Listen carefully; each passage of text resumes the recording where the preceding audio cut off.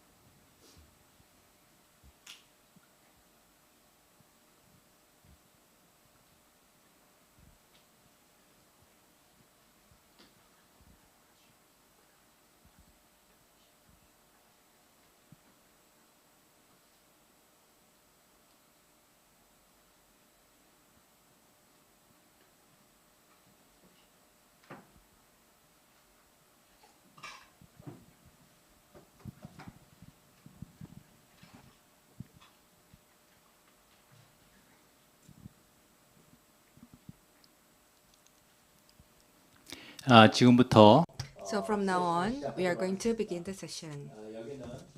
The session is about the patient session 2, and here we are gathering at COEX, where there is the Lupus and KCR 2023 is now being held. The current session is live broadcast through the YouTube, so you can ask questions either from on-site or from online. As you may be well aware, the Lupus Congress, this is one of the most renowned congress in the world as for the lupus. And in fact, it is indeed a great honor and pleasure for us to have this great meeting here in Seoul. Across the world, there are many breakthroughs and also the clinical trials underway. And at this forum, we are able to gather the latest insights and also the information about the recent trends of the lupus care and treatment. And so I am the chair of the session. My name is Bang Seung-chul from Chungnam National University.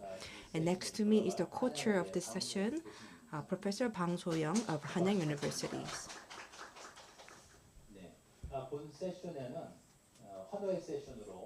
This session is about the patient session, and so we have many patients and also the caregivers and families of patients, and this is a very, very special session divided for this year's Congress, and we have invited the 5 speakers for this session, including a person from overseas. So after the 5 lectures, we are going to have the Q&A or discussion session with the on-site participants as well as our YouTube audiences. So let me first introduce the first speaker. The first speaker, as you may be well aware, she is the representative of the Korea Lupus Support Group, or LUISA in Korean. And she has been involved in various kinds of advocacy activities for patients with lupus, and she's serving as a chairperson of this group. So Ms. Kim Ji-ne will be the first lecturer of this session. And today, the title of her presentation is Living with Lupus. So with that, please.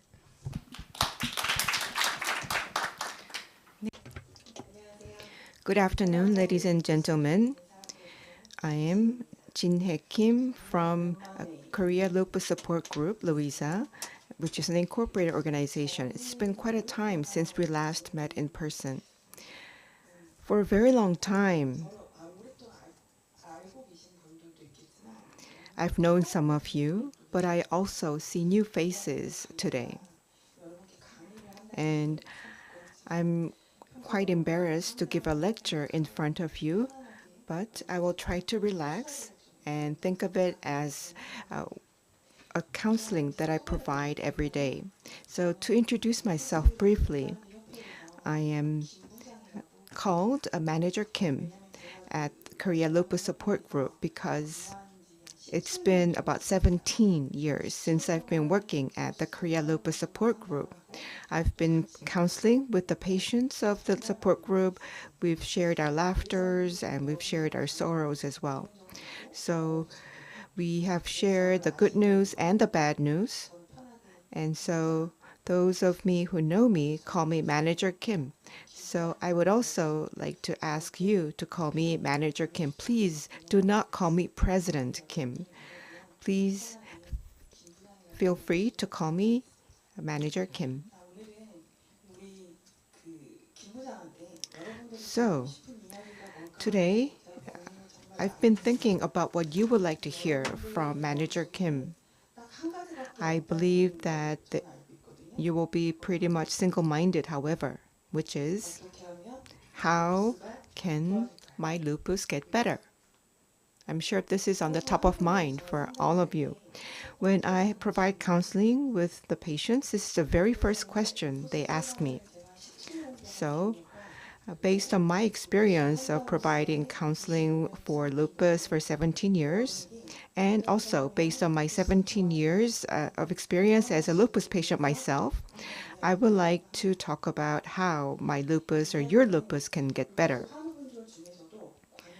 Now, some of the patients may be in remission for more than 10 years, and I'm going to share with you the analysis of such a case. Now, you can talk with the professors and the doctors regarding medical information. What I would like to do is what I can do or what you can do to live a healthy life as a lupus patient. I will briefly talk about myself. It's been 25 years since I was diagnosed with lupus. I have lupus nephritis, and I have severe Raynaud phenomenon. The tips of my hands or feet become blue, and my blood circulation is quite poor. And because of vasculitis, I have skin necrosis. So even at first glance, you can tell that my skin is different from other people. The lupus complication of vasculitis led to systemic skin rash, which in turn developed to skin necrosis and left a lot of scars. However, compared to before, I'm much prettier. Don't you agree with me? I'm sure that you've experienced changes in your appearance due to lupus, like myself, or due to medications. And I know other patients share such challenges. Some even go to receive counseling from psychiatrists. I've had such sessions as well.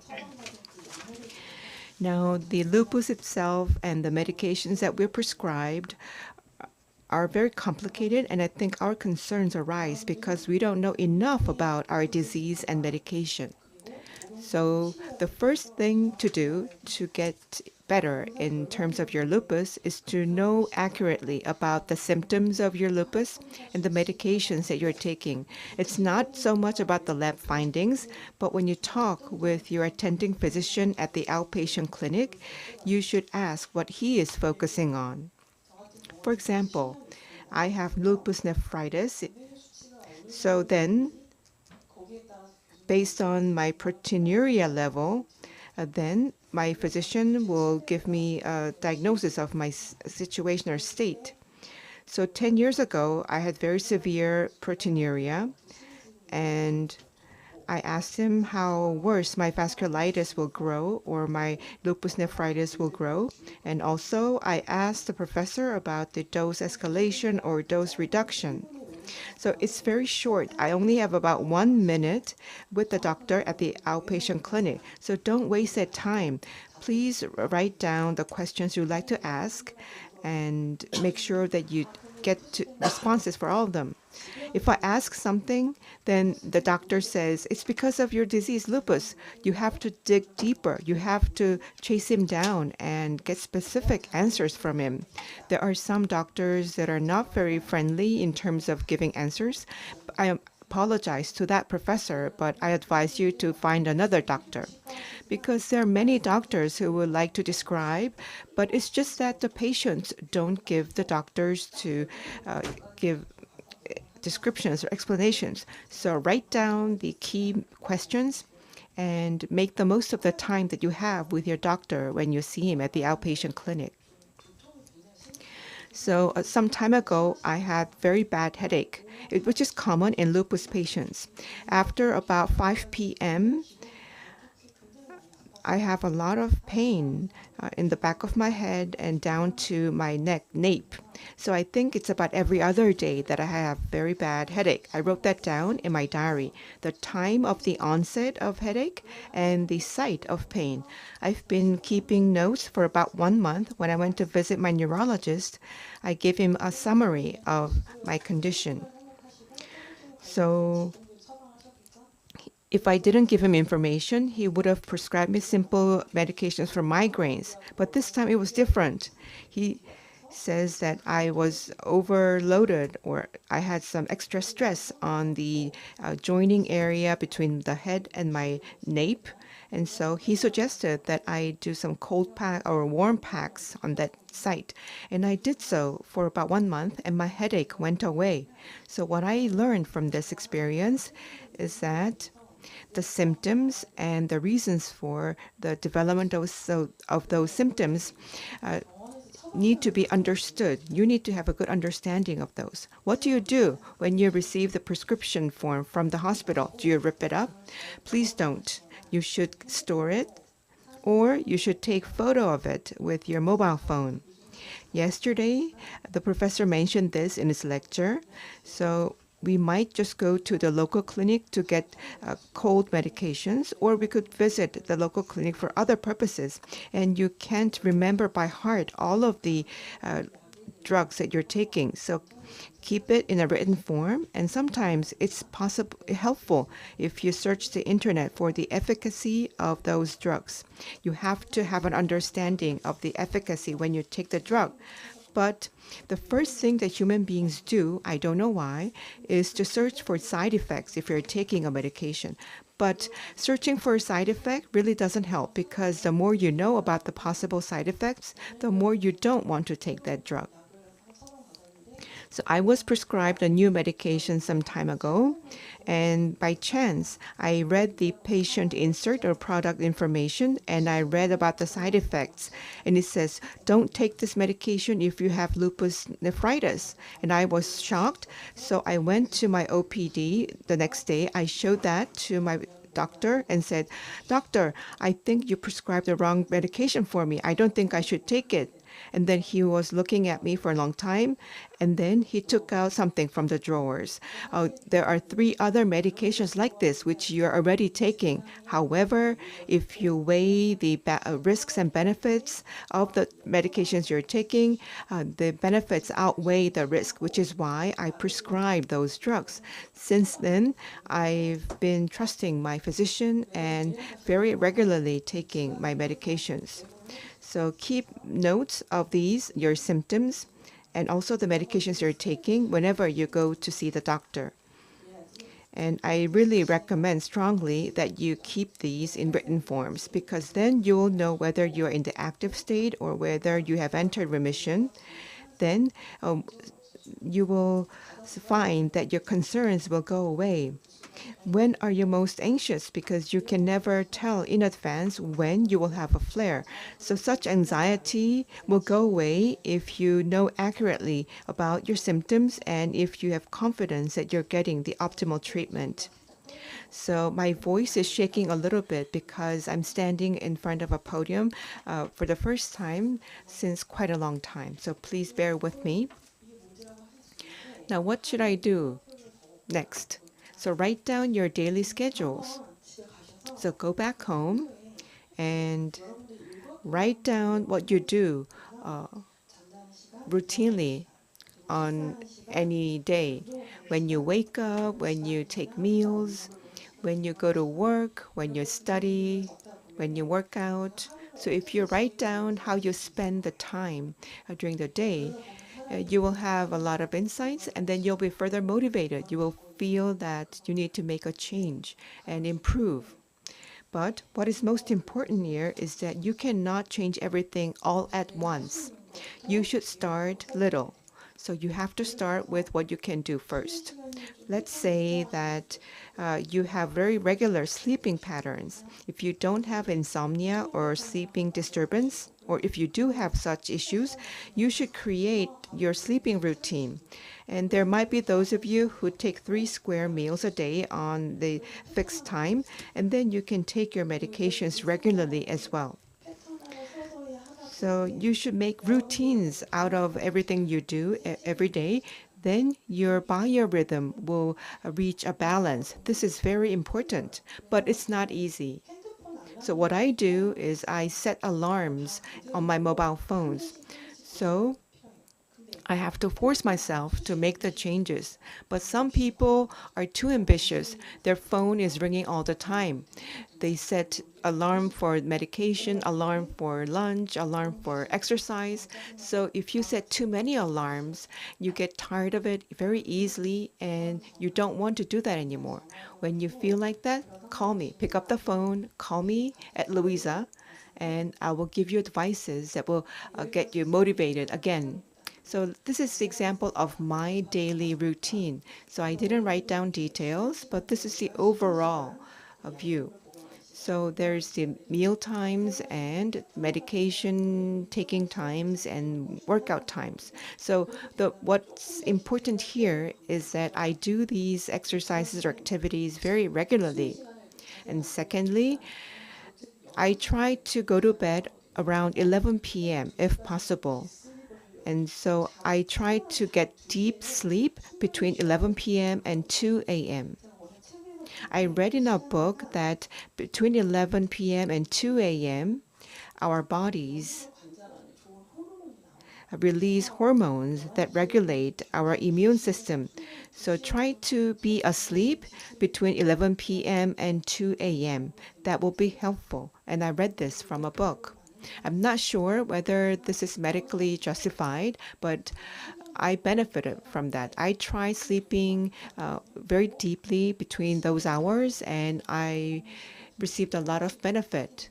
And also, I set my morning medication time around 8 a.m. because that is when our hormone level is highest, and so steroid might have the maximum effect if I take the steroid at that time. But you don't have to do it, because this is just my pattern. I wake up at that time of the day and take the medication at 8. You don't have to get out of your sleep to take your medication at 8. And if you don't take breakfast as routine, you don't need to take breakfast. So you need to tailor the routines that best fits your rhythm. And also you have to find the exercise that best fits you. In my case, it's taking my doggy out for a walk. I really like that walk. I take a walk about 1.5 hours and 2 hours in the morning, and once again in the evening as well. So it's not a very slow walk, but it's more of power walking. And then I do some muscular exercises using bands. But I didn't start like this from the very beginning. It's very important that you find an exercise that best fits you. For example, a patient was admitted into the hospital and was discharged after 30 days. And she was really ambitious and motivated. I'm going to register and sign up for Pilates and other workout. And then she's admitted back into the hospital 10 days later. And then she calls me and I say, cancel your membership. That's what I tell her. And that's what's bound to happen, because that same thing happened to me in the past as well. You have to know what your body is capable of. So it needs to be a step-by-step approach in finding the right exercise for you. So I'm not an expert, but I think stretching is the first exercise that I recommend you start with, using your bare hands. That will relax you, it will get your blood circulating, and your physical activity will increase. So if you stretched out in the morning and you feel good, what do you do next? Then you start walking. So we do power walking for about half an hour along the stream. That will not work. Walk slowly like an old lady for 10 minutes, come back home, take a glass of water, and go back out, walk for another 20 minutes, and come back home. So walk slowly, and then if you feel that you're doing okay, then walk a little bit faster and longer. Expand it gradually so you feel like you can do this, but people tend to be very greedy.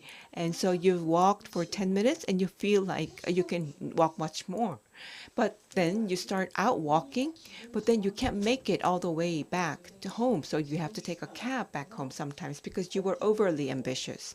So stretching and walking, the next exercise, I recommend you walk up and down stairs in your apartment building, your condo, or other buildings.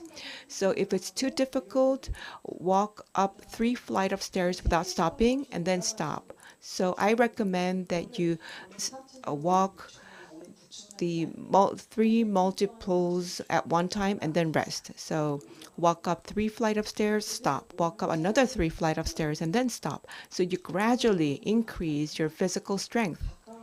And the next step is going for hiking close by hills or mountains.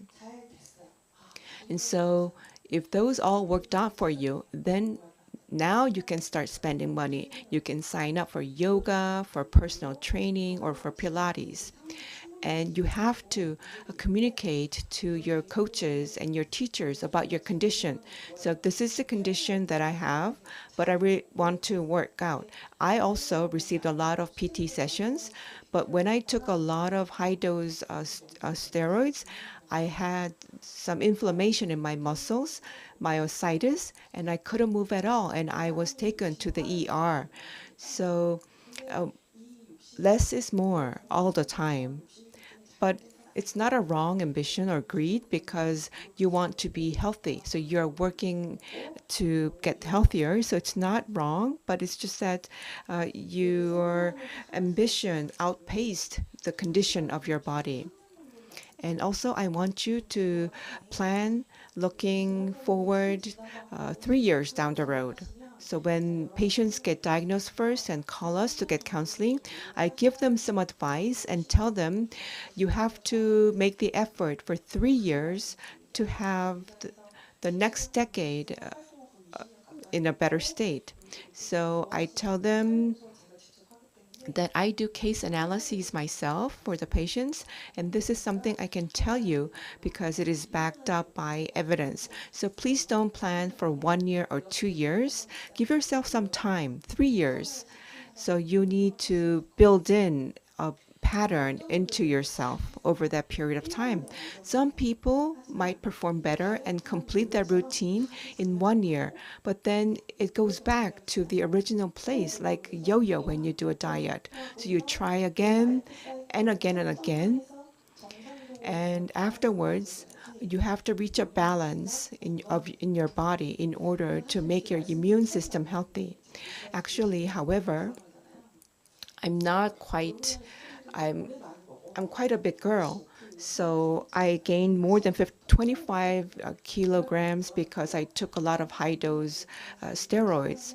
But I started making a pattern in my lifestyle, and I lost about 10 to 15 kilograms of weight. And I was also tapered down steroid as well. When I took just 2 tablets of steroids, I was able to lose weight and get healthier. And starting from January, however, I started delivering food. The food delivery app was really something very useful. And so since then, I think I gained back 4 or 5 kilograms. So you might think that I'm preaching what I cannot do, practice, but this is my routine or patterns getting loose, but then I can work to make it tight again. So I need to make a healthy routine out of my dietary habits, which was a little bit compromised due to my usual, my use of the food delivery app. So it sounds very difficult and yet easy at the same time. It's very difficult to do this on your own. So get help from your loved ones, your family, your boyfriend, your girlfriend. Now you need to involve your family members because you live with them, you share meals with them. So they need to also join in your pattern building to be more successful. And if you need help, please feel free to reach out to me. I won't be chastising you. I'll be simply giving you a reminder of what you need to do to motivate you again. And third, so forget about the fact that you are a patient. You might find that I'm deviating from the topic, but I'm not. So we don't go around telling people that we are lupus patients. But to ourselves, we always think of ourselves as lupus patients. We feel sorry for ourselves. And also, you think that you shouldn't overstrain yourself and you limit yourself, that you cannot do this, you cannot do that because you are a patient. So you have this tendency to give up a lot of things in your life. Think about what you gave up because you thought you're a lupus patient. It's not too late to change. So even if there's a little bit of suffering, you do what you can. So if you have pain, if it's too challenging, you take a rest. And also, if you have flares, get a little bit higher dose of steroid to get better. But I don't think it's a good idea to give up. So stop, take a break, and then start again. This is something that is much needed in lupus patients.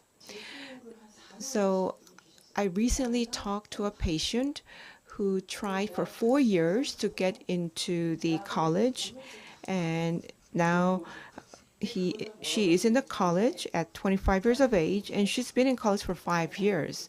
She wasn't able to graduate yet, but she's very happy because she's happy with herself, trying, making the effort. And so she's taking the minimum number of credits that will keep her in school and yet not cause her to get flares. And do you know what's common among lupus patients? What we have in share? We are very thorough, we are very detailed, and we aim for perfection. So please raise your hand if you think you're a perfectionist. So you acknowledge yourselves. Not many people do.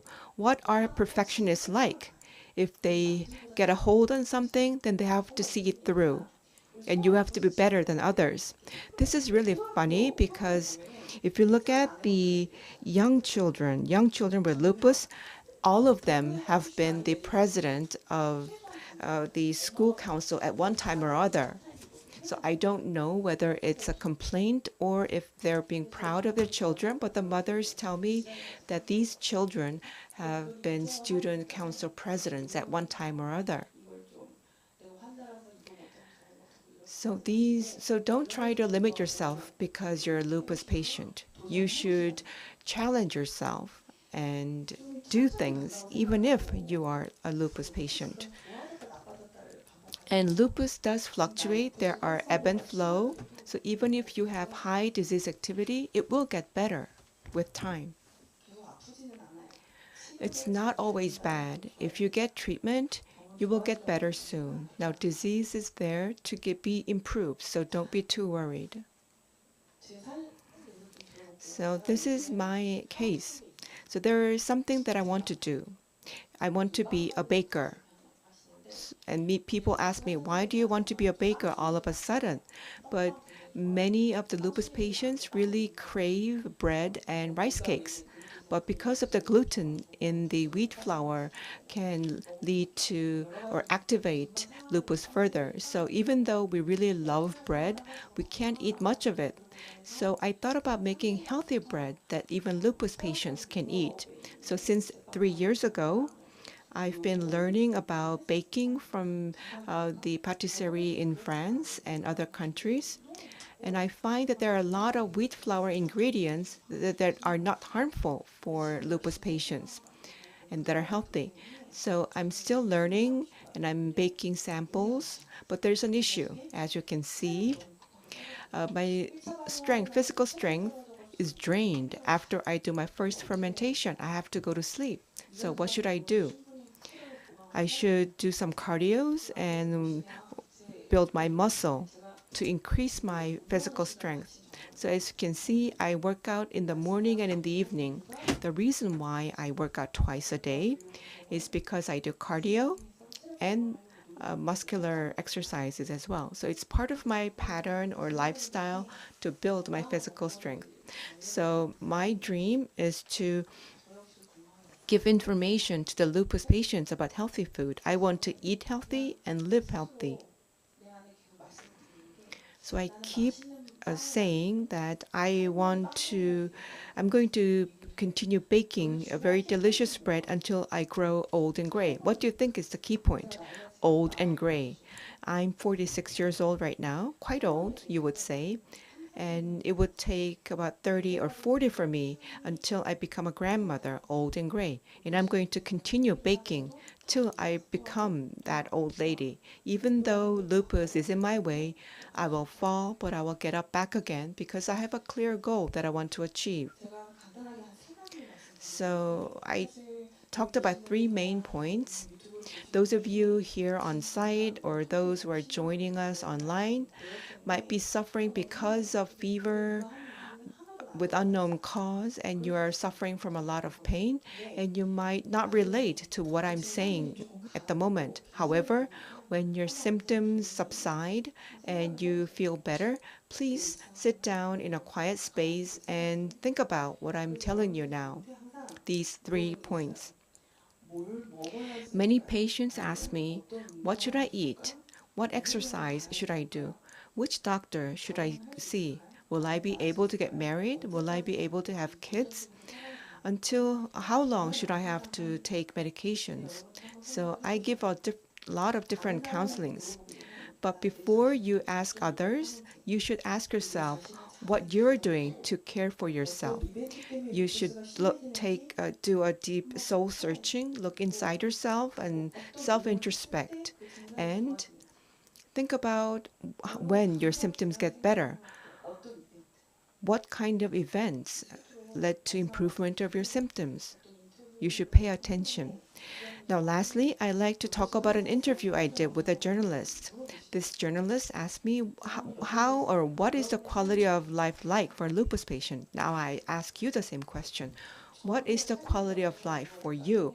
Now, if I get asked about my quality of life, I say it's good. I can't say how good, but I'm happy with my quality of life. I'm happy with my life even though I'm a lupus patient. But before asking for help to other people, the first thing I need to do is to know myself. So I should look inside myself. I'm the one that shapes my own life. And also, the disease that I have, the condition can get better or worse depending on what I do. So I think our lives are something that we ourselves make. So with that, I would like to conclude my lecture. If you have any questions, please call us at Louisa and call us if you would like to chat anyway. Thank you very much. 네, 김진애 Thank you very much. So that was the lecture by Manager Kim, or the president of Louisa. I also learned a lot from her lecture, and I'm sure that you also learn a lot. Now, moving on, because of the time constraint, we are going to move on to the second lecture. Second lecture will be delivered by Professor Park Sung-woon of Daegu Catholic University School of Medicine. So he graduated from the Daegu Catholic University. He did his PhD there, and then he moved to the New York University, the state. And currently, he's serving as the professor at the Daegu Catholic University School of Medicine. And also, there was an expert gathering organized by KCR, and it's mentioned by Manager Kim. The doctors, we don't really have sufficient time to meet patients, and therefore, but we have a lot of messages to deliver. So in order to ensure an efficient communication, we decided to utilize the YouTube channel in order to deliver a lot of messages to patients about their self-care and how they can fight better against the lupus. So for this, the Dr. Park will give us a lecture. Thank you very much. It's indeed a great pleasure to be with you at this patient session 2. My name is Park Sung-hoon from Daegu Catholic University School of Medicine. It was really touching to hear the manager Kim's lecture. I really enjoyed that, and I completely agree with what she said. Today, what I'm going to present to you is the coping with lupus. So translating into Korean, it would be like addressing or how to live a better, healthier life with lupus. So this is what I'm going to talk about today. I understand that the lupus is very challenging, and treatment is something that's done by healthcare professionals and doctors. But as for the diet, lifestyles, these are something that patients should take care of by themselves.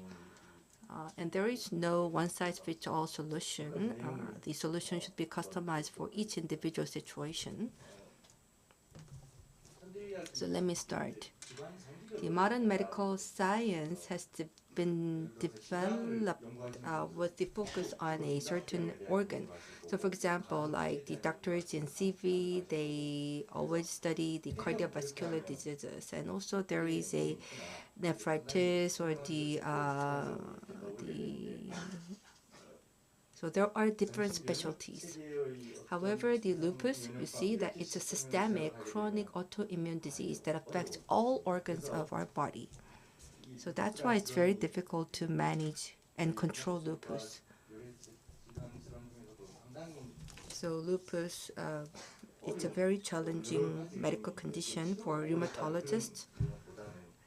Not because the treatment itself is difficult, rather for the practices and also things that we have to explain to patients, it's pretty complicated.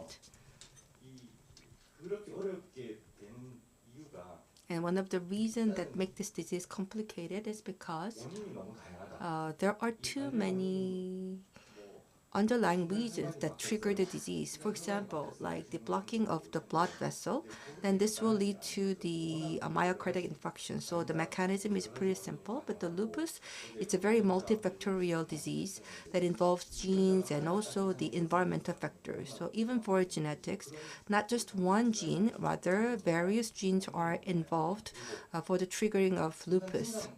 And also clinical manifestations are very heterogeneous, very diverse. So let's say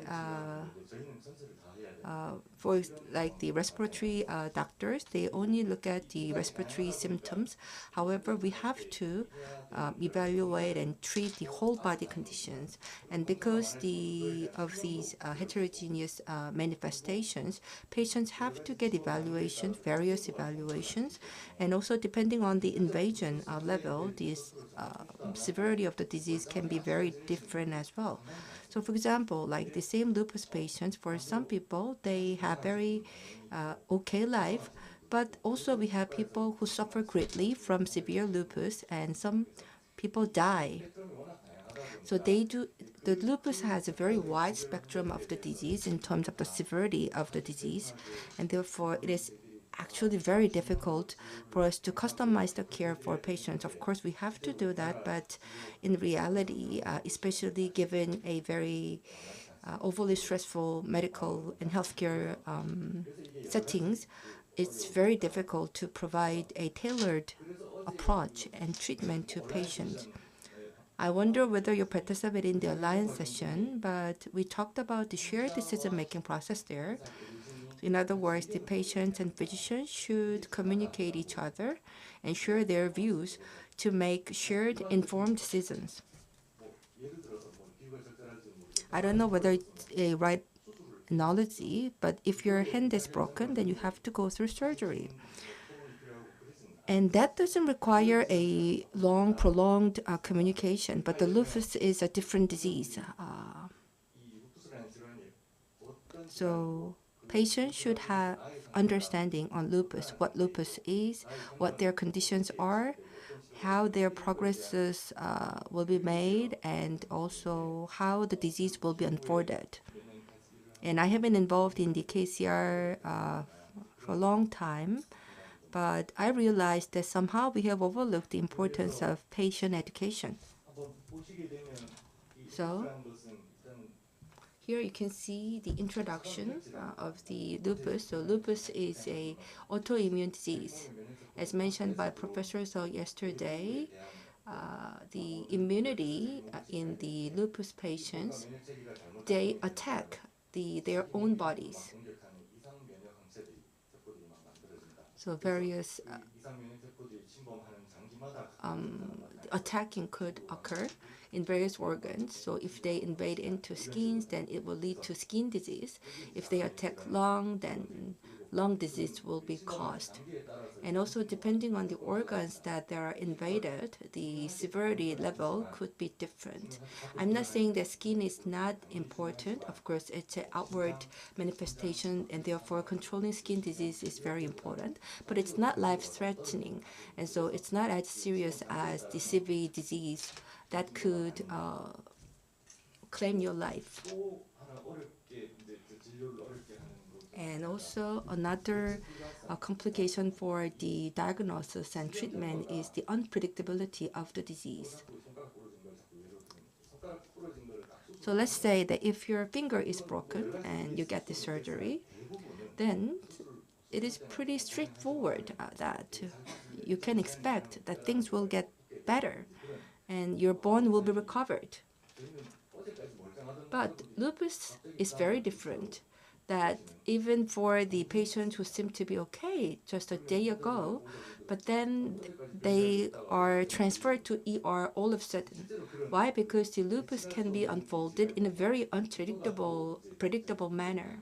So that unpredictability is another difficulty that physicians and also patients are facing in managing the disease. And I think that actually increased the fears for future and exacerbating the levels of anxiety and distress because of this unknown path of lupus. And also, as your anxiety accumulates, you start to be very frustrated and asking yourself why it's me, why it's here, and why it's now. And oftentimes, I think that the patient feelings and how fearful they are not really understood adequately by healthcare professionals. And so in order to ensure good and sufficient intervention, I think that it's important for us to listen to patients' feelings and also the quality of life. Yes, it's very important for SLE patients because SLE is a chronic condition and also it affects the quality of life in diverse ways. There are certain groups of diseases that affect the quality of life in a very comprehensive manner, and lupus is one of them. Let's say that the laboratory findings are all in normal range, and so we tell the patients that they're okay, but then patients still suffer and they still complain, and they say that there are too many factors that compromise the quality of their life. And this could ruin the relationship between physicians and patients. So again, this is another difficulty that we are facing in treating lupus. Let's take a look at some figures in relation with lupus. Do you know how many patients are there in Korea? How many people are living with lupus? According to the textbook, that's the 26th out of 100,000, or 260 out of 1 million. So in Daegu, where I am, we have about 2.5 million, so about 550 patients. And if I think about the number of the patients in our center, I think that that ballpark figure is pretty accurate. And across the nation, we have 51 million population. So about 13,500 patients may suffer from lupus. And I think that this number again coincides with the number created by the Korean government. So since the number of patient population is not that big, and therefore I think that the government or the healthcare system can actually provide a very good care to the small number of patients. When it comes to diabetes, there are a lot of patients, so it's very difficult to control them all. But I think with this small number, we can actually put lupus well under control. And how many of them are members of Luisa? Most of them, right? So in that sense, I think that we can actually provide very sufficient and comprehensive network and support for patients with lupus. And also there is a gender disproportionality that we have a lot of female patients, especially in childbearing age. 2/3 of the patients, I think, fall into this category. So we have a large number of young female patients, and also the pediatric patients less than 16 years old represent 20%. It differs by centers and hospitals based on their definitions. In our center, it's the IM department that gives diagnosis for lupus, and it's actually pretty difficult to deal with these teenagers. And about 90% of the patients have musculoskeletal symptoms. So they have arthralgia, arthritis, the myalgia, and also a lot of the neurology pain. 그리고 피부. And also 80% of the patients have skin conditions. And skin conditions are not the ones that increase the level of severity, but it has an outward manifestation. So if it appears on face, or if it causes the alopecia, then it can significantly affect the quality of life for a patient. And so this is something that we really have to be extra careful. And 80% of the patients suffer from fatigue, which again is related with the quality of life. And 60% complain about sleep disturbance, not having sufficient amount of sleep. And 2/3 of the patients, they have neuropsychiatric symptoms. So if there is a neuro-related symptoms, then the severity level can go up significantly. And about half of the patients have kidney involvement, and again, which will elevate the severity level of the disease. And also 10 to 20% of them sometimes progress to ESRD, and therefore they have to get transplantation or dialysis.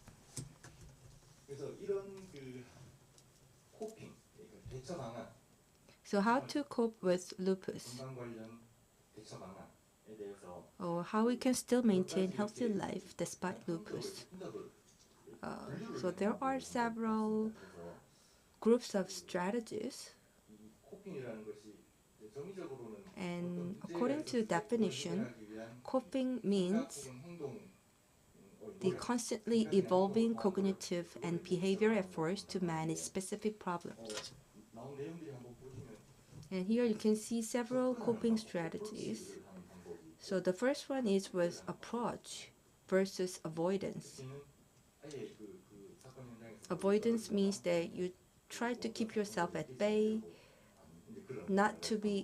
trying not to be involved.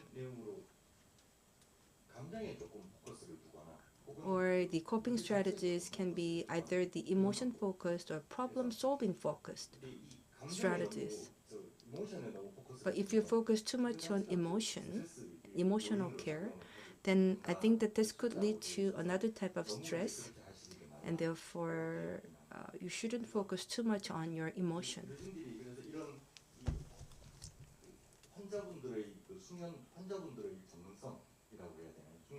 and also the expertise and understanding of the patient. In other words, if you live with the disease for more than 10 years, you are like a quasi-expert.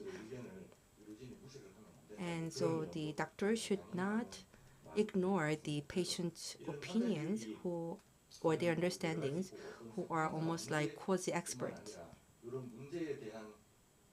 And in fact, the patient's comments can contribute to the improvement of care.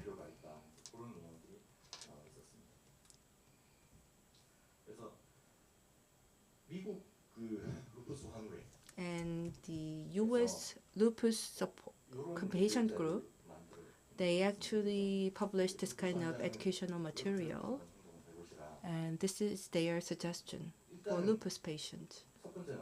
Number one, you should be able to understand and explain what lupus is. And it's not easy. So explaining your symptoms to others is different from just understanding your symptoms. So you have to make it clear that lupus is not contagious. So it's not the cold, that you cannot catch it, you cannot give it to someone. Lupus is not related with cancer or HIV. So these are sort of the messages developed, customized for the American patients. But I think the situation in Korea is a bit different. But yesterday during our session, somebody mentioned that the cancer risk for lupus patients is 1.18 times higher than the general population. So 1.18 is not a significant gap, so you don't have to be worried too much. Then what lupus is? So you should be able to explain what lupus is. Lupus is an autoimmune systemic disease caused by the immune system attack. So once you have lupus, then yes, there are people who reach remission, but most of people, they have to live with lupus, and you have to accept that. Of course, the severity level is very diverse, that some people seem not to have lupus, and some people suffer greatly.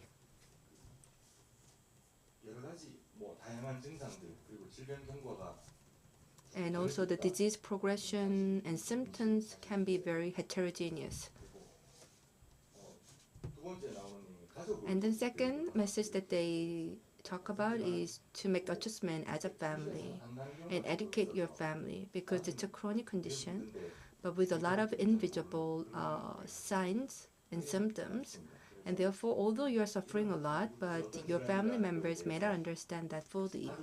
And therefore, you have to communicate more actively with your family members and explain to them what kind of sufferings you have and what lupus is.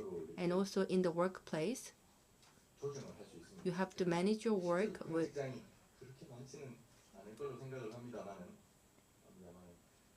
I don't think that a lot of workplaces can be flexible enough, but if possible, then try to manage your work and also manage your schoolwork as well. Especially the pediatric patients. In the beginning, they are highly interested in and they're very careful about the disease condition and symptoms they have, but then later they just focus on school performance. So again, it's important to manage your school work to cope with lupus. And the last one is that you have to stay connected socially and you have to continue to communicate with people surrounding yourself. But because you are ill, your condition is bad, and also there is a high likelihood that you can lose your work or lose your job. So maybe there is a temptation that you want to be isolated, but it's very important to stay connected. And this is from the Europe Lupus Patient Group, or Lupus Europe. And they performed a survey on what is the most important thing that helps you manage your condition. So they asked this question to lupus patients.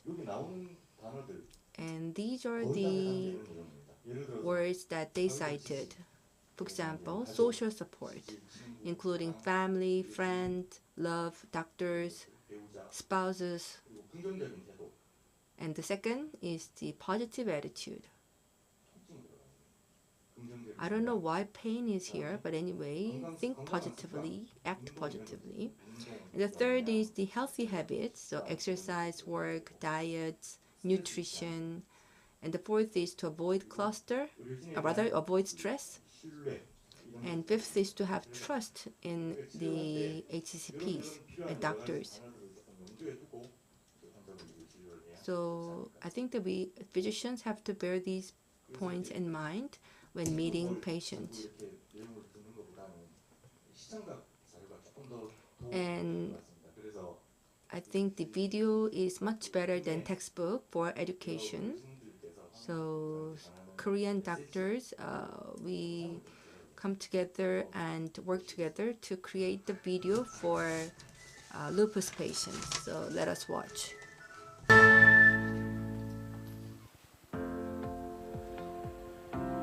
안녕하십니까? 대한루푸스연구회에서 루푸스 건강 수칙을 말씀드리고자 본 동영상을 제작하였습니다. 생활 속에서 실천하셔서 건강에 많은 도움이 되시기를 바랍니다. 루푸스가 활성화되고 악화되는 것을 완벽하게 예측할 수 있는 그런 방법은 안타깝게도 현재는 없습니다. 그렇지만은 여러분 몸을 잘 보시면은 많이 피곤하다든지 감기 몸살처럼 쑤시고 아프고 열이 나고 입안이 헐고 피부에 발진이 생기고 머리카락 같은 것이 많이 빠지면은 루푸스 활성화를 꼭 의심해서 의사의 진찰을 받아보는 것이 중요합니다. 그래서 병원에서 하는 혈액 검사, DNA 항체라든지 보체 검사 같은 것을 종합해서 의사가 활성화 여부를 판단하게 되는 것입니다.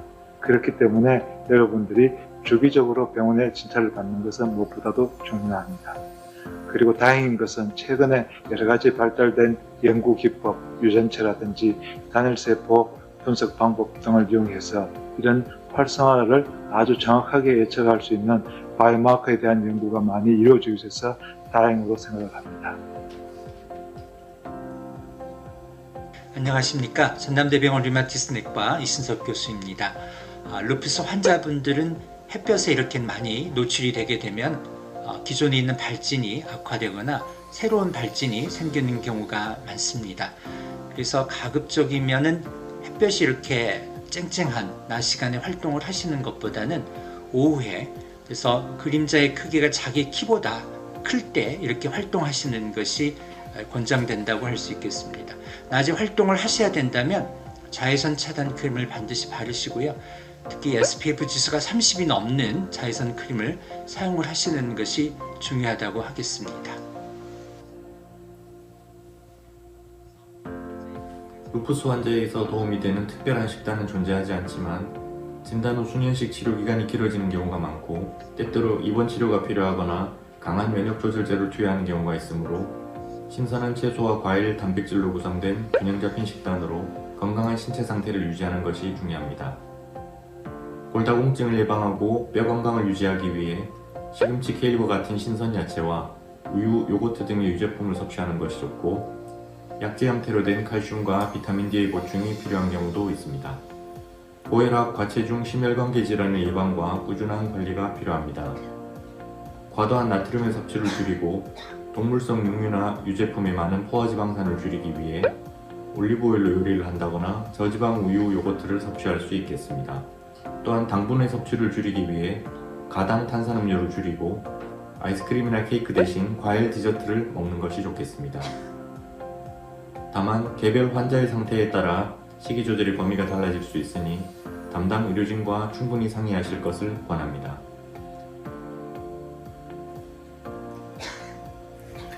I would like to talk about smoking and drinking alcohol. Smoking is linked to increased risk of cardiopulmonary disease and a lot of cancer. If you have lupus, smoking has been linked to increased inflammation, which is especially bad. In addition, smoking increased the risk of hardening of the artery called atherosclerosis, and people with lupus are already at a higher risk than people without lupus. Because smoking is linked to lupus flare and the worsening of lupus-related symptoms, people with lupus should stop smoking as soon as possible.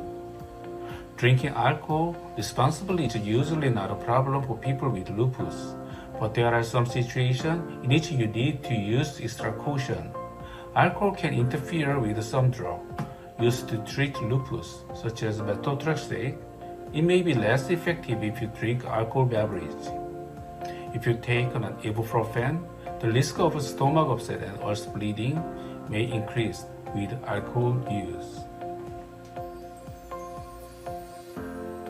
운동은 고대 시대에 생존을 위한 수단으로 시작되었기 때문에 생존을 크게 위협받지 않는 현대인들은 건강을 개선할 목적이 아니면 규칙적인 운동을 하지 않습니다. 그런데 여러분들은 이미 운동을 시작할 수 있는 최적의 조건을 갖추고 있습니다. 바로 루푸스란 질병이 여러분들에게 운동의 동기를 지속적으로 제공하고 있기 때문입니다. 운동은 건강한 체중 유지뿐만 아니라 소화기관, 근골격계, 면역체계 등의 강화와 같은 무한한 이점을 제공합니다. 이미 준비는 끝났으니 오늘부터 바로 운동을 시작하세요. 그럼 어떤 운동을 해야 할까요? 너무 강도 높은 운동은 오히려 몸에 스트레스로 작용할 수 있습니다. 산책과 같이 내가 할 수 있고 또 좋아하는 운동을 매일매일 실천하세요. 운동이라는 기적의 약의 효과를 곧 느낄 수 있을 거예요. 여러분 산책길에 뵙겠습니다. 화이팅 하세요. 흔히 잠은 보약이라고 하죠. 그만큼 잠은 인체의 항상성을 유지하고 신진대사의 균형을 유지하고 또 손상된 조직을 복구하는 데 있어서 반드시 필요한 과정입니다.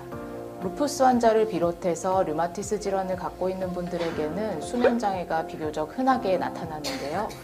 이런 루푸스 환자들이 잠을 잘 자지 못하게 되면 통증이나 피로감, 무기력감을 심하게 느끼면서 일상생활에 장애를 받고 또 이로 인해서 삶의 질이 떨어지게 되고 일부 보고에 있어서는 질병의 활성도에 안 좋은 영향을 준다는 것들도 있습니다. 건강한 수면을 유지하기 위해서 수면 위생이라고 하는 건강한 습관을 들이는 것이 중요합니다. 가능하면 본인의 생활 패턴을 고려해서 같은 시간에 잠을 자고 같은 시간에 깰 수 있도록 하는 것이 좋습니다.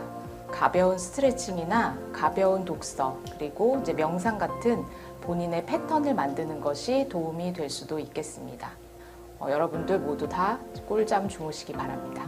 감사합니다. 제가 말씀드릴 부분은 스트레스입니다. 의문인 것 같지만 스트레스가 루푸스에 좋을까요? 나쁠까요?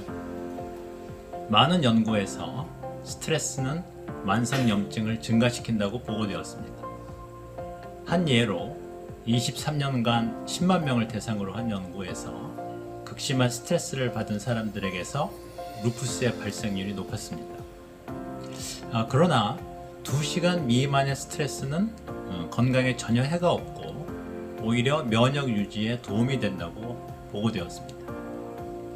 결론적으로 사시면서 어떤 문제에 닥쳤을 때 2시간 내로 해결 방법을 고민하시면 되겠습니다. 2시간 이후에 스트레스를 해소할 방법을 스트레스 4행시로 말씀드리겠습니다. 첫 번째, 스마일. 인간만이 웃을 수 있습니다. 동물은 미소 지을 수도 없죠. 인간만의 특권을 마음껏 누리시기 바랍니다. 두 번째, 트래블, 여행입니다. 가까운 공원으로 자연을 즐기시면 되겠습니다. 세 번째, 레코드, 음반이란 뜻도 있고 기록이란 뜻도 있습니다. 좋은 음악을 들으시면서 하루에 일과를 적어보시는 것도 도움이 됩니다. 끝으로 스마트폰입니다. 이를 통해서 세계 여행을 할 수도 있고 좋은 오디오북을 통해 정신적인 여행을 하실 수도 있습니다.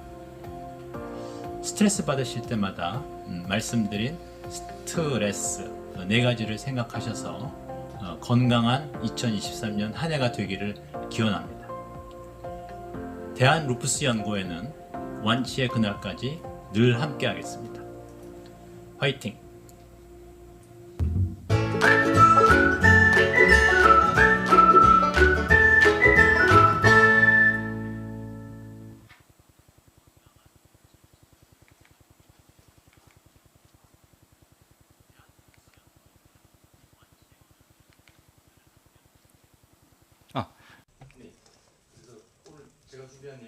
So this is what I have prepared for a lecture. Through constant communications, I hope that we can enhance our understanding on what lupus is, and also you can come up with better coping strategies to maintain healthy life. And with that, thank you very much.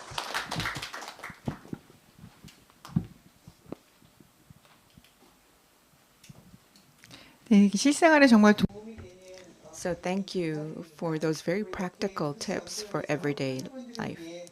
And also thank you for preparing this video, which is very helpful for lupus patients as well. So we welcome all of the patients, family members, and other participants for joining us today. I am Su-young Bang, and I'm the co-chair of this chair. The next speaker is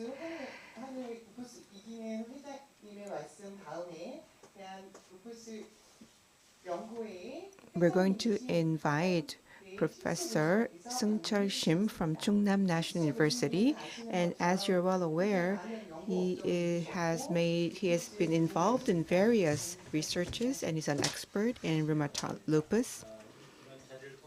So thank you very much for giving me this opportunity to introduce our society. As was mentioned earlier, when we see our patients, we can only share so much. So we have this meeting of experts aside from seeing our patients in the OPD. So let me tell you what we do at KCR. Now, this is the data from the United States. There are 1.5 million patients affected with lupus, and the age is between 15 to 44 when they first develop lupus. Worldwide, 5 million patients suffer from lupus. Now, this is the most common question from the patients. What kind of an illness is lupus? I don't really understand very well. It's not easy to explain because there are more than 1,000 pages allocated to one single disease entity of lupus in the medical textbook. So it's difficult to go over everything. So let me just give you the key points. I've been seeing lupus patients for more than 30 years, and the very first thing I want to say is that it is not a single entity.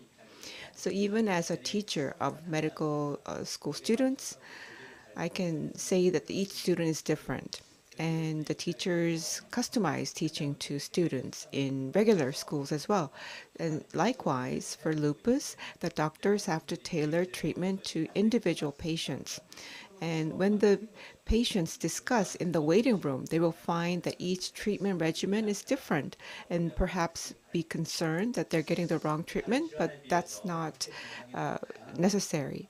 So depending on the individual, the symptoms may be very different. So it's very difficult to get diagnosis for lupus if you develop any of these symptoms.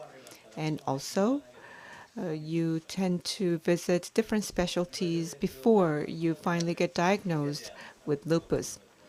Recently, there was the Washington Declaration, which was on sharing of nuclear weapons.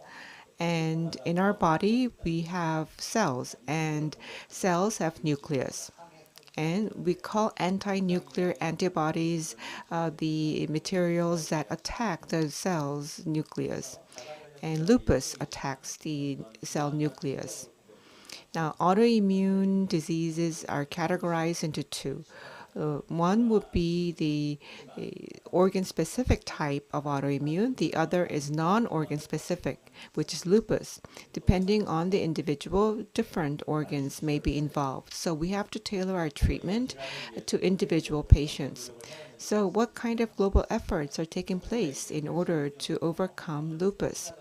Since 1986, we've been having this international congress of the lupus experts from around the world, and this is being held biannually. And this time, we are hosting the 15th International Congress on SLE, the third time to hold it in Asia. So what is the significance of lupus and KCR 2023? It means that Korea's status has been significantly elevated on the global stage. And also,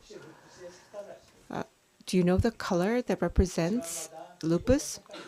Different diseases have different color ribbons. You've heard a lot about the pink ribbon, which is for breast cancer. Now, lupus is the Latin word for wolf because the hair on the cheeks of wolves are differently colored from the rest of the body. And of course, this disease has nothing to do with wolves, and we call the pattern of the malar rashes butterfly patterns. And so purple is a combination of red, which represents passion, and blue, which represents calmness. So purple is the color that symbolizes lupus, purple or violet. And also, if you look at the taegeuk mark on the Korean national flag, it is also red and blue, and combined, the two colors become purple. And it is frequently occurring in Asian people. And BTS is a group that my children like, and so my children is an army, so is myself. And actually, I've been to Navy. However, BTS has a slogan, I purple you. Purple is used as a verb because it can absorb all of the different colors of the rainbow. So what I want to say is that individual patients will have individual different characteristics, and we have to tailor treatment specifically. So we've been preparing for 5 years since the mayorship of the previous mayor, and we are holding this in May because May 10th has been designated as the World Lupus Day worldwide, so we are holding it in the same month. Then we have the KSSR, Korean Society for the study for SLE research. So let me talk about the history of KSSR. Now, KCR, Korean College of Rheumatology, was first launched back in 1981 and has more than 40 years of history. And KSSR is one of the different societies or study groups under the umbrella of KCR. And KSSR is the one and only and the first of its kind in Korea, and it was founded back in 2007 and has a history of 16 years. We have increasing number of experts in our membership, and we've been experiencing the hosting of various global meetings. This time, we are holding the International Congress of SLE. And this is not done alone. We need to have both the patients and the physicians to work together. Now, the student needs to work hard in order to go to a good college, in addition to being taught by a good teacher. So this is Louisa, the Korean lupus patient support group, and we've been working together with Louisa. We've been holding seminars and having Q&A sessions before COVID-19. Now, we had some survey on COVID-19. Did you get vaccinated for COVID-19, and what we need to do regarding what after getting vaccinated for COVID-19. And we provide educational materials via the YouTube website. And also we provide QR code, and we hand out cards like the one on the left upper side corner. And if you scan the QR code, you have access to online booklets. And also we have plans to stream different videos of educational information via YouTube. Now, the theme of Lupus and KCR 2023 is Stairway to the End of War. It has dual meaning, end of the Korean War between North and South Korea, and also the end of the war, which is lupus. And we are gathered for this meeting now.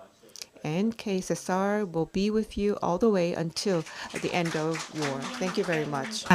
네 번째 강의는 Now, moving on to the fourth presentation. Again, we are going to invite the Manager Kim, or President Kim Jin-hye of Louisa, or Korea Lupus Support Group, and she will be introducing her organization. So, good afternoon or good evening once again. I would like to briefly introduce to you the Korea Lupus Support Group, or Louisa. So Louisa was established back in 1997 in order to support the lupus patients and their families. And this is the only organization approved by the Ministry of Health and Welfare among the rare disease organizations. And based on the HIRA statistic, we have about 17,000 rare disease patients, rather lupus patients, and among them, the 10,500 are the members of LUISA. And we focus on publications, so we try to deliver accurate information on lupus, including nutrition, self-care management, latest treatment, data, and so on. And also we have a LUISA, the magazine, and it is a quarterly publication. So it began in 1998, and up until today, we have published the 100th version of the journal. And once again, I would like to thank the KCR for their contribution. We have also engaged in various kinds of promotional campaigns.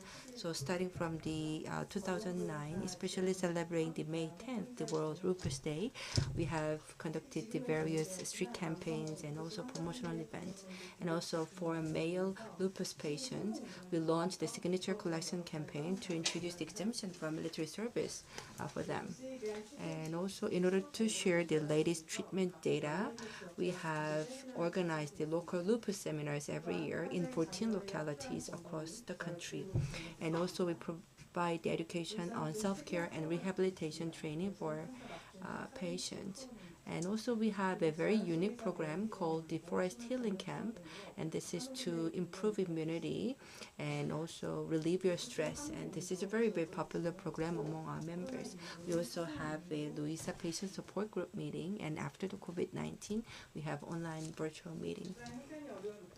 And also for those who are financially stressed, we have a love sharing program to provide financial support to cover their essential living expenses. And we also have a hope sharing project to offer financial support for their medical expenditure.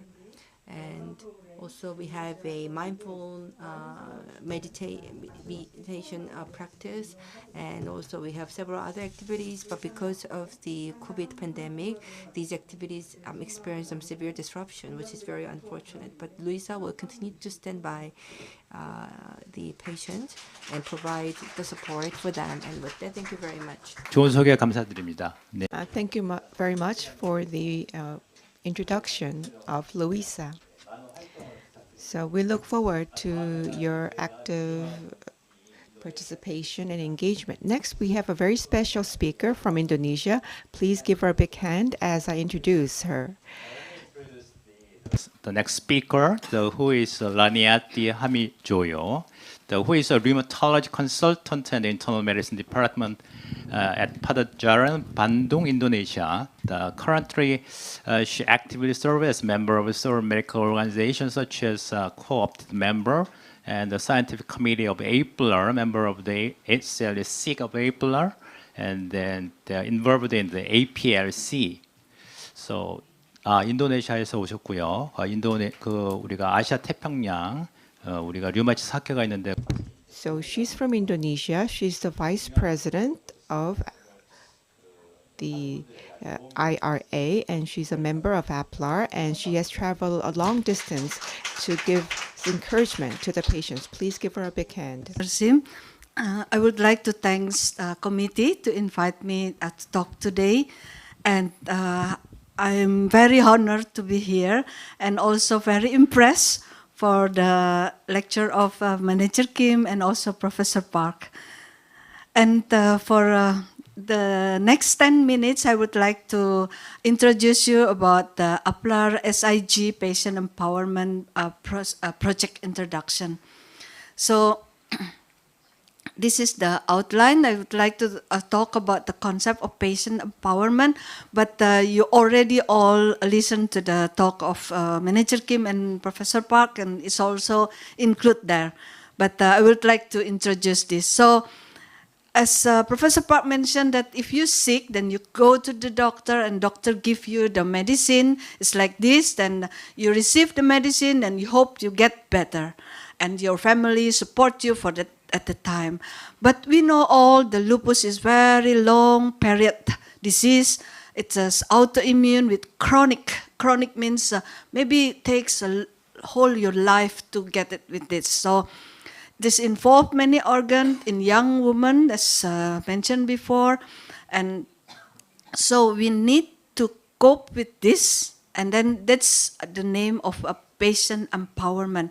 So I would like to introduce you what is patient empowerment, but I believe that you all done here by Manager Kim already arranged everything as a patient empowerment. So the first, we need awareness. Awareness means that you need to know about this information, you need the knowledge about this disease, and you need to understanding about that disease.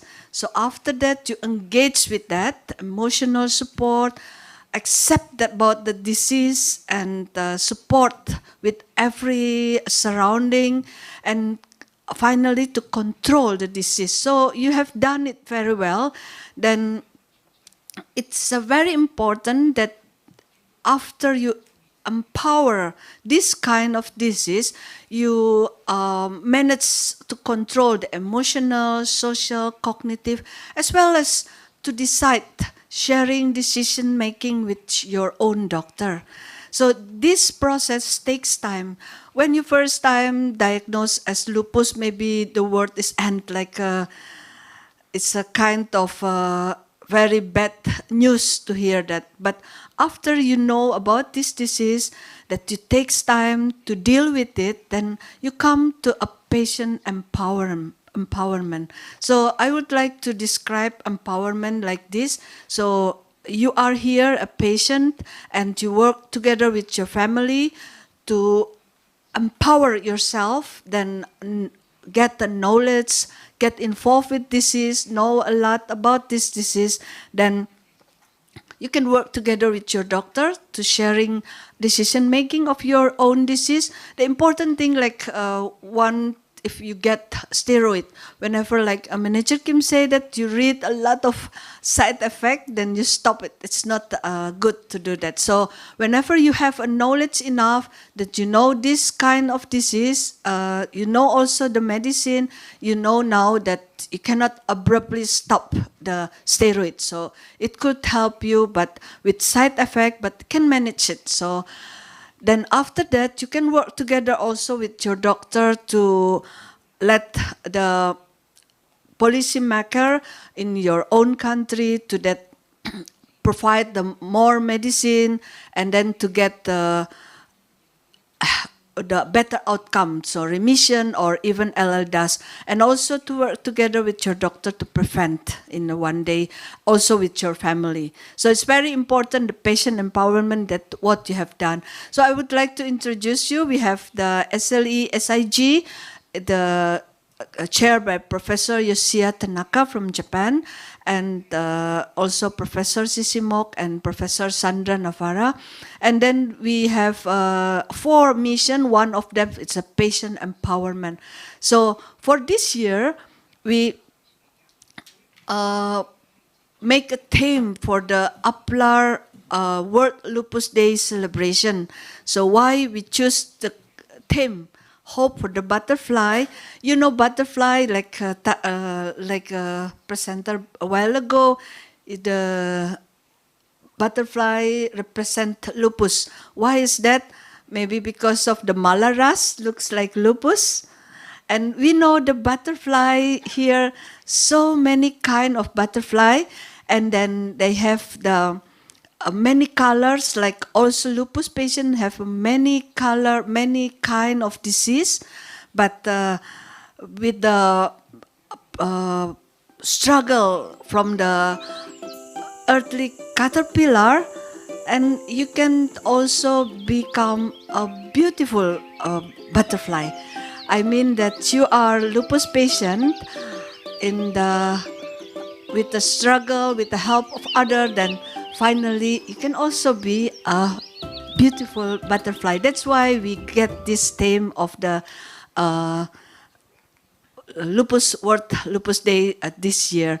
And for that, we ask all the MNO like KCR, and also all the member of the APLAR in the country of Asia Pacific, to make a kind of a short video to have awareness of this kind of disease, and to help the patient.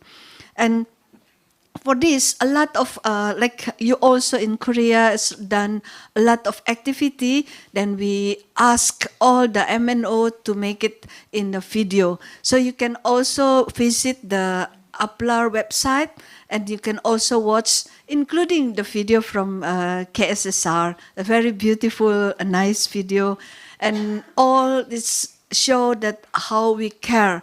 This is the video from Australia, Bangladesh, China, Indonesia. It's a lot. There is 18 video in that this collect, and then it show that how the physician care of the patient, and also show that how the patient involved into this project. Yes, and for the last my slide, I would like to ask you together that we also in Uplar make a website, but you also have that one. This is we would like, this is the next project. Then we will put the, because the patient is difficult to put in one language, like America, they only have one language, English. But in Asia Pacific country, we have so many languages in each country. So in this website, we plan that we can attach that each member of lupus organization or lupus support group in each country to put their own website into this kind of website. And the next project that we will make, the book Hope of the Butterfly.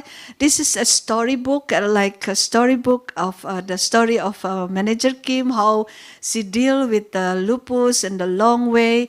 This is a storybook, a little girl, a young little girl. She tried to find out what is lupus and why she get this disease, and why other have other manifestation, and he deal and coping with this kind of disease with very positive thinking. So this kind of book will be work together in our SLE SIG with translate or make it in the each country a culture, so provide to each patient they can learn about lupus in the storybook way. So for that, I would like to thanks. I quote the quote from Mother Teresa: "Not all of us can do great things, but we can do small things with great loves." Thank you very much for your kind attention. Yeah. Professor Hamijoyo, for your beautiful presentation. And then we know that you have done a lot of work as a member of the SLC of April. Thank you so much. 네, 그럼 5분의 연자분들을 다 강의를 들었고요. 앞으로 이제 So we heard from all 5 speakers, and we're now going to start panel discussion. We have a special panelist, and Professor Bang is going to introduce the panelists. So we have Professor Chang-hee Seo from Aju University Department of Rheumatology, and he's an expert in lupus, and he is the vice chair of the scientific committee at KSSR. Please step forward. We would also like to invite the speakers up on the stage. Thank you. And have a seat, please. 제가 아까 So at the end of the video, I actually talked about the stress, and I am under enormous stress. Why? Because we rented this venue, and we only have 5 minutes to go. So we really have to speed up the discussion. So maybe we have a pre-collected questions, and the co-chair, Professor Bang, will ask these questions.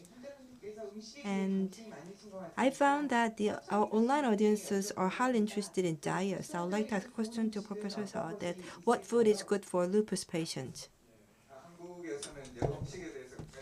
Yes, I know that the Koreans are interested in food, and also we believe that food becomes what we are. And therefore, having a balanced, nutritious food is very important to maintain health. There is no specific food that's particularly good for lupus. Rather, the healthy food is also good for lupus patients. And adding to that, maybe the fresh vegetables and also the fish could be good, especially the fish with the high content of the omega-3 fatty acid, as well as the meat. Fat acid is good for lupus patients. Meat can cause the various cardiovascular events, so it's something that you have to refrain from, but you have to have a balanced diet, especially with a lot of consumption of the fresh vegetables and fish. There is a bad food that you have to refrain from, so the spicy, salty food, and also the oily food. These are generally regarded as harmful food, right? And so for patients with the lupus, again, the oily and spicy food can exacerbate inflammation. So this is something that you have to watch out for. 감사드립니다. Thank you very much for the input. So we have Professor from all the way from Indonesia, so I'm going to ask her a question. So, yeah, I'd appreciate if you answered my questions. The question is, you have any key message you give to patients when the patients visit your clinic? One key message. Thank you for the question. Yeah, it's very important that you can be better. Don't worry, you can be better. Thank you so much. 다음 질문 이어가 주시죠.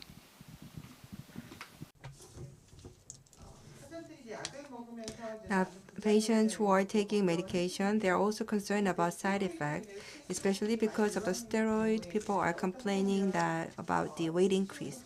So in such a case, how can we keep the appropriate weight, and how can we reduce weight while being on steroid or medication for lupus?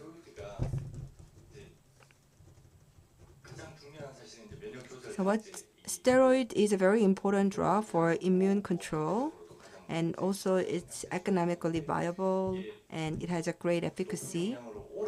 But if you use steroid for long term on high dose, I understand that this could lead to various side effects.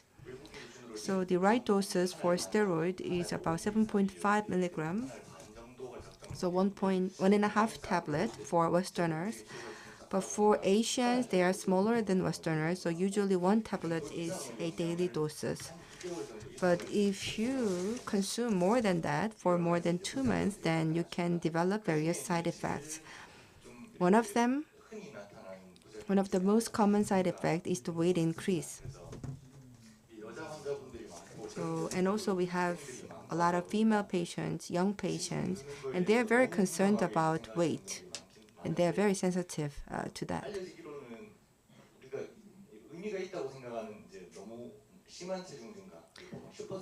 So the severe weight increase involves like 10% weight increase.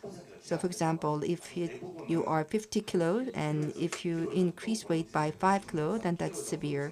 But that severe case is not that common. Usually 2 to 3 kilos are the general increase. And this is, I think, something that can be put under control. And therefore, yes, the doctors try to reduce the doses for steroid and try to taper it down as early as possible. So we have several tablets with different dosages for tapering.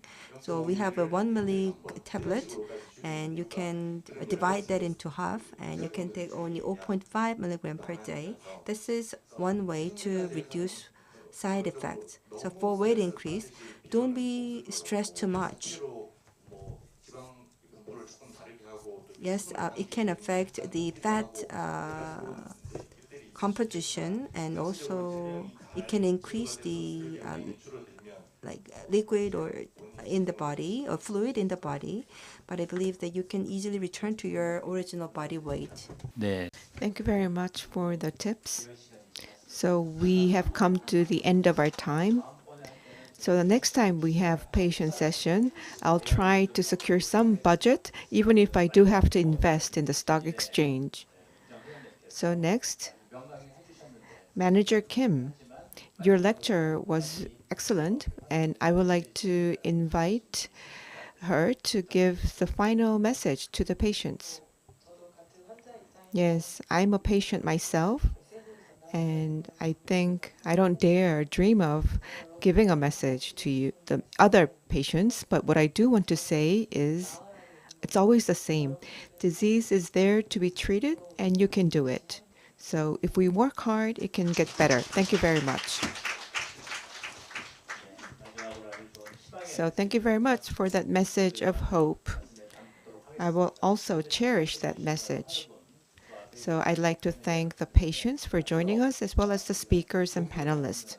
So let's give ourselves a big round of applause to give us more encouragement. Thank you very much. 세션이 종료되었습니다.